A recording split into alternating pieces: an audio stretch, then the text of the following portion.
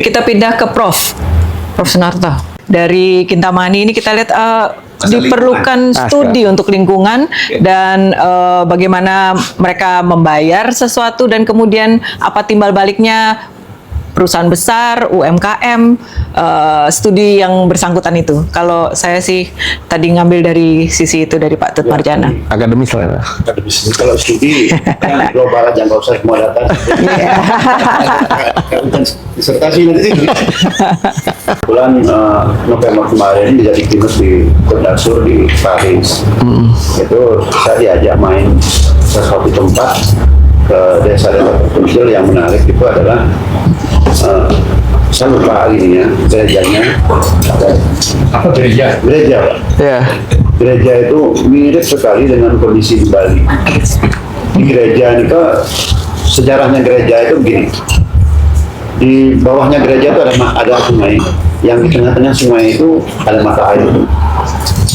Mata air itu turun ke sampai ke dataran rendah yang menghidupi banyak sekali manusia di situ. Suatu saat mata air itu berhenti. Gereja belum ada pada saat itu. Mata air itu berhenti. Nah, ternyata rakyat itu minta sama pastor, tolong bawain biar mata air itu hidup lagi. Hidup lagi. Nah, tulisan satu enggal hidup mata air. Yang oleh karena ada videonya lagi. Kan di Australia. Kan Prancis. Pak. Paris. Di Kondasur ya, di Linis lah.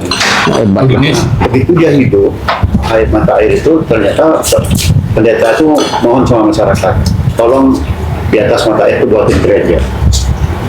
Bedanya dengan kita, kan mata air kita semua ada Keyakinan.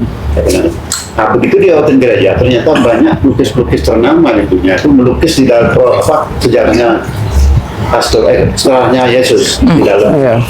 Karena lukisan itu dan gereja itu sejarahnya banyaklah gereja yang kecil itu dikunjungi oleh wisatawan. Tahu, mungkin saat gini gereja itu dia khawatir gereja itu akan hancur karena dia dasarnya seorang negara maju. Enggak perlu dia undang profesor karena orangnya benar-benar semua. Udah kebijakannya dia apa? Kalau kita kan dari 95 kita ngomongin sustainability. Nah akhirnya dia cuma ngomong, udah sekarang gereja ini hanya dibuka 1 hour per day. Selesai. Nah itu apa artinya itu? Dia dasarnya dari itu.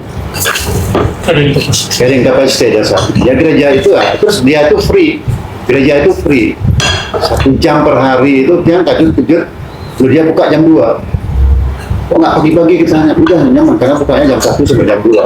Sana jam 2 masuk free, cuma ada donasi di dalamnya. Begitu orang donasi persis kayak gini Pak Jagon dikasih buku sejarah gereja itu. Yang mendonasi dikasih buku, berapapun mendonasi dikasih buku. Nah itu dari situ yang mau berpikir di Bali itu mestinya begitu. Kalau saya ceritakan Bali itu sebagai pulau kecil, kita nggak usah lah ngomong kondisi kita sekarang gitu. Kalau dari dulunya kita berpikir bahwa kita itu pulau kecil itu ya sumber daya alam terbatas, everything-nya terbatas. Makanya sering kan bilang, hormat enough. Itu kata-kata kuncinya untuk Bali. Kalau itu bisa kita tentukan, hormat enough itu ya dasarnya harus kita hitung dari itu. Thank you Pak, that's a beautiful note. Saya lempar langsung ke Pak Ida Bagus Raymantra. Iya, silakan. Izin ya Pak, how much is enough? That would be very interesting. Bagaimana kita quantifying